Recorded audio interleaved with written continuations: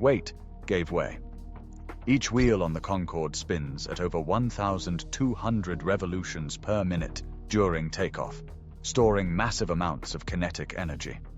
When the tire burst, that energy was unleashed in a violent spray of rubber and wire, fragments flung outward and upward at speeds that could exceed the aircraft's own forward motion. The mechanics of a high-speed tire failure are brutal and unforgiving. The tire's steel cords meant to reinforce the rubber became shrapnel. Centrifugal force drove debris with enough power to punch through aluminum and composite structures. The trajectory of these fragments depended on the exact angle and force of the burst, but the result was always the same. Pieces of tire and wheel ricocheted off landing gear struts, bounced into wheel wells, or shot directly toward the underside of the wing. In the Concorde's design, the space between the tire and the lower wing skin was narrow.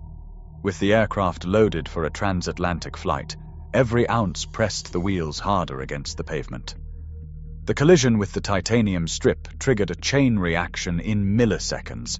Rubber exploded, cords snapped, and debris became projectiles propelled by physics alone. This raw release of energy set the stage for what followed above the runway, as fragments found their path toward the aircraft's most vulnerable structures. Fragments from the shattered tire slammed into the underside of Concorde's left wing, targeting a vulnerable section known as Fuel Tank 5. Unlike most airliners, Concorde's fuel tanks were built into the wing structure itself, separated from the outside world by little more than thin aluminum skin, less than 2 millimeters thick in places. The violence of the impact did not simply punch a hole. Instead, the collision created a sudden, powerful shock wave inside the tank, a phenomenon investigators called a hydrodynamic pressure surge. With the tank filled to capacity for the transatlantic crossing, there was no airspace to cushion the blow. The incompressible jet fuel transmitted the pressure instantly, forcing the tank walls outward. At the same time, the continuity effect, a twisting, localized deformation of the metal, created zones of intense stress. Multiple ruptures formed almost at once. Fuel began to pour from the bottom of the wing, streaming backward in the slipstream. Within moments, the leaking fuel found an ignition source. Investigators would later point to damaged electrical wiring or possibly contact with hot engine parts as the likely culprit. Flames erupted along the trailing edge of the left wing, visible even before the aircraft left the ground. The fire grew rapidly, fed by a steady flow of fuel under high pressure. Inside the cockpit, warning lights and alarms began to sound, signaling a crisis that was already well underway before the wheels had even lifted. The crew, focused on the critical seconds of takeoff, now faced a spreading fire and a jet that was structurally compromised from the start. In those brief moments, Concorde's fate was sealed, not by a single failure, but by a cascade of forces unleashed in less than a second. Concorde's wheels left the runway with fire streaming from the left wing and warning alarms blaring in the cockpit. The aircraft reached about 200 feet, but never gained more altitude. At this stage, the crew was fighting a battle on multiple fronts. Engine number 2, starved of fuel and engulfed in flames, surged and lost all thrust within seconds. Engine number 1, also on the left, began to deteriorate as heat and fuel starvation took their toll. On the right, engines 3 and 4 continued to provide power, but the imbalance created a strong rolling force that pulled the jet left. The landing gear, damaged by debris, refused to retract. This left Concorde exposed to a drag penalty that would have been significant for any airliner. On Concorde, with its slender delta wings and high-speed design, the effect was devastating. The extended gear increased drag by as much as 20%, demanding more power than the crippled engines could deliver. Instead of accelerating toward the intended climb speed of 220 knots, the jet's airspeed plateaued at around 200 knots. The heavy fuel load, necessary for the transatlantic flight, further reduced the margin for error. Ambient temperatures near 26 degrees Celsius thinned the air, reducing both engine thrust and aerodynamic lift. Inside the cockpit, the crew worked through emergency checklists, attempting to retract the gear and manage the failing engines, all while maintaining control of a jet that was losing both speed and lift. The aircraft was stuck in a narrow performance window, unable to climb, unable to accelerate, and with no safe options left. The physics of weight, drag, and asymmetric thrust had closed the door on recovery, leaving the Concorde trapped just above the rooftops of Gonesse. The Concorde's final seconds unfolded over the rooftops of Gonesse, less than 2 minutes after leaving the runway. With airspeed falling and left side thrust nearly gone, the jet's nose began to drop.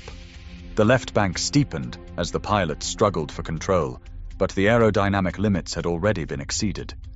At just 200 feet above the ground, the aircraft could neither climb nor turn away. The hotel, Hotelissimo Les Relais Bleus, stood directly in the Concorde's path. Its coordinates, 48 degrees 59 minutes 8 seconds north, 2 degrees 28 minutes 20 seconds east, would become fixed in aviation history.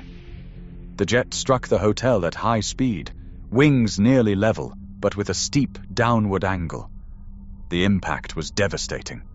All 100 passengers and 9 crew members perished instantly. 4 people inside the hotel lost their lives as the structure collapsed and fire swept through the building.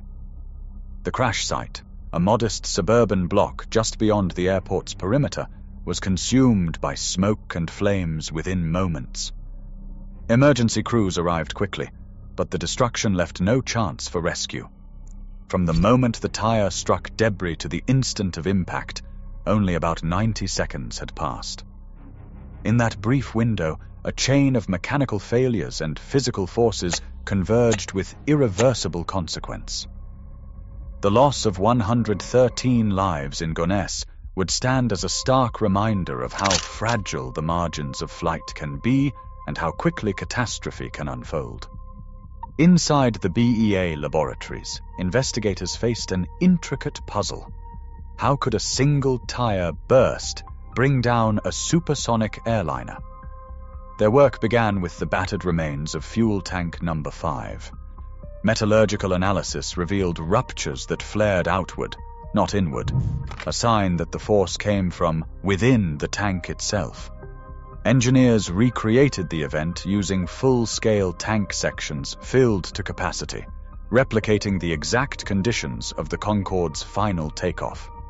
When tire fragments struck the test panels at high velocity, pressure waves shot through the incompressible fuel, forcing the thin aluminum walls to split outward at multiple points. This hydrodynamic rupture, a phenomenon rarely seen in aviation, explained the sudden, massive fuel leak. Tracing the root cause led to a small, jagged strip of titanium recovered from the runway. Forensic comparison matched it to a missing wear strip from the thrust reverser of a Continental DC-10 that had departed minutes earlier. Maintenance records uncovered a troubling detail. The strip was a non-standard replacement, fabricated outside manufacturer specifications and attached with improper fasteners. The chain of evidence, lab tests, tank fragments, and maintenance logs left little doubt about the sequence of failure and the origins of the debris. The disaster was not only a matter of physics, but of accountability. Engineers faced a daunting challenge: how to rebuild confidence in an aircraft whose vulnerabilities had been so devastatingly exposed. The first solution took shape inside Concorde's wings. Technicians lined the fuel tanks with Kevlar, a material known for stopping bullets, now tasked with containing fuel in the event of a rupture. This barrier, just millimeters thick, could absorb the shock of tire debris and prevent fuel from spilling into the wing cavity. Alongside this, new burst-resistant tires were fitted, tested to withstand impacts far beyond what the original design had imagined. Electrical wiring and hydraulic lines near the landing gear were shielded or rerouted, reducing the chance that a single fragment could ignite another disaster. These changes required months of analysis, fabrication, and certification. By November 2001, Concorde returned to service, its systems upgraded and its safety record restored in the eyes of regulators. But the world had changed. The September 11th attacks had gutted demand for transatlantic travel. Fuel prices soared, and the cost of maintaining a small, aging supersonic fleet became untenable. Despite technical fixes, Air France